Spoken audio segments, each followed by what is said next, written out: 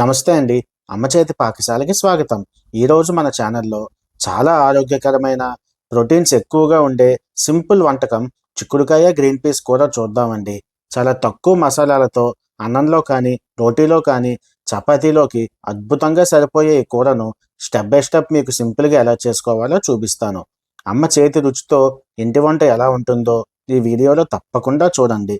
So ఇంకా ఆలస్యం చేయకుండా వీడియో మొదలు పెట్టేద్దాం. పదండి.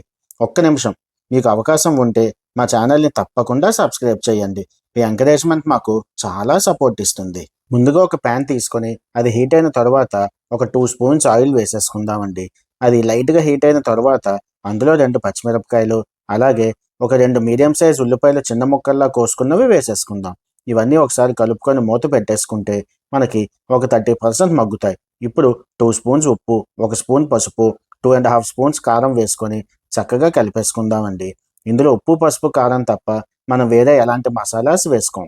ఇప్పుడు అందులో పచ్చి బఠానీ వేసుకొని ఒకసారి కలిపేసుకుందాం. ఇలా కలుపుకున్న తర్వాత చిక్కుడుకాయలు కూడా ఇప్పుడే వేసేసుకుందామండి. ఇందులో టొమాటో అయితే ఆప్షనల్, మీకు కావాలనుకుంటే వేసుకోండి. కానీ టొమాటో వేసుకోకుండా చేసుకుంటే ఆ కూర టేస్ట్ అనేది చాలా బాగుంటుంది. మూత పెట్టేసి మీడియం ఫ్లేమ్లో ఒక 4-5 నిమిషాలు అలా వదిలేస్తే మనకి గ్రీన్ పీస్ చిక్కుడుకాయ అనేది ఒక 50% మగ్గుతాయి. ఇప్పుడు ఒకసారి కలుపుకొని ఇందులో నీళ్లు వేసేసుకుందాం. మరీ ఎక్కువ నీళ్లు పట్టవండి. ఒక 3/4 గ్లాస్ నీళ్లు వేసుకుంటే సరిపోతుంది. ఇప్పుడు మూత పెట్టేసి హై ఫ్లేమ్లో ఒక 3 నిమిషాల సేపు అలా వదిలేస్తే ఇప్పుడు మీరు చూసే విధంగా చక్కగా మగ్గుతుంది. చూసారా, మనం వేసిన నీళ్లు కూడా ఎక్కువ అవ్వకుండా కూర మంచి కన్సిస్టెన్సీలో వచ్చిందో. ఈ చిక్కుడుకాయ గ్రీన్ పీస్లో ఫైబర్ కంటెంట్ ఎక్కువగా ఉంటుంది. మనకి చాలా హెల్దీ ఫుడ్ అండి. ఇది చిన్నపిల్లలకు కూడా చాలా నచ్చుతుంది.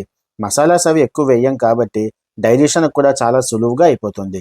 ఇది వేడివేడి అన్నంలోకైనా, చపాతీ, పరోటా, పుల్కాలోకైనా సరే చాలా బాగుంటుందండి. ఇది మధ్యాహ్నం పూట లంచ్ బాక్స్ కూడా పర్ఫెక్ట్గా సెట్ అయ్యే రెసిపీ. ఎక్కువ హడావిడి లేకుండా సింపుల్గా చేసేసుకోవచ్చు కాబట్టి ఇది పావు గంటలో తయారు చేసేసి మార్నింగ్ లంచ్ బాక్స్ కూడా కట్టేసి పంపించేయచ్చు. అదండి ఇవాళ రెసిపీ.